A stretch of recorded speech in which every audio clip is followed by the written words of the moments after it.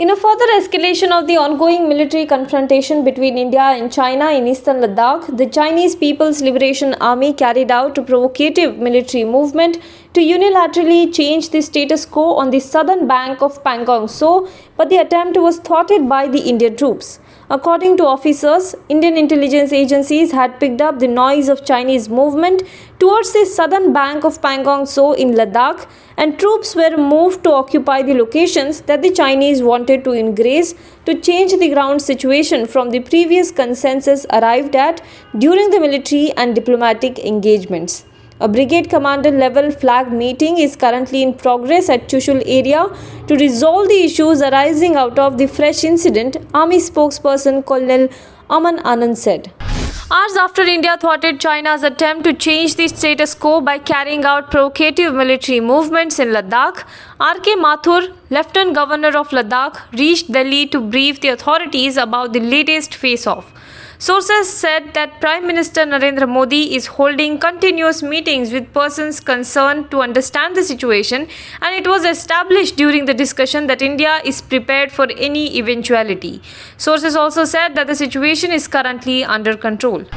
Lawyer and activist Prashant Bhushan, who was held guilty of contempt of court by the Supreme Court and has been ordered to pay ₹1 as a fine or face a 3 months jail sentence and debarment from practice for 3 years, said that he would respectfully pay the fine but will also pursue the legal remedies available against the verdict. He said the case has inspired several citizens to raise their voice against injustice. My tweets were based on what I regarded as the highest duty of the citizen, Bhushan said in a press conference held in Delhi's Press Club. Swaraj India's Yogendra Yadav was also present at the press meeting. My tweets were not intended to disrespect the Supreme Court but were meant to express my anguish at what I felt was a deviation from this sterling record. This is a watershed moment for freedom of speech and seems to have encouraged many people to speak out against injustices, Prashant Bhushan said during the press meet. On Monday, Gautam Adani's Adani Group said that it has acquired GVK Group's stake in Mumbai Airport, thus becoming the country's largest private airport operator. Post the stake purchase transaction, Adani Group will have 74% stake in Mumbai's Chhatrapati Shivaji Maharaj International Airport. Adani bought 50.5% of the stake from GVK Group and 23.5% from minority partner including Airports Company South Africa and Bidwest Group, becoming the majority stakeholder in Mumbai Airport.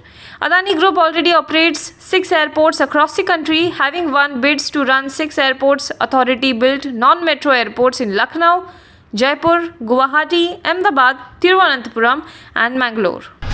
In a volatile session on Monday, the domestic stock market gave up all their intraday gains ahead of the release of official data on the country's GDP in the April-June period amid tensions between India and China at LAC. From a 6-month high of 40,010, the S&P BSE Sensex index plunged as much as 1,240 points. A drop below 11,450 was also seen in NSE Nifty 50 benchmark at the weakest level of the day. Both indices earlier in the day had staged a gap-up opening as investors cheered the government's move to further ease the pandemic-related restrictions. However, the momentum did not last long. Now be the first to know about the latest updates on our new news app.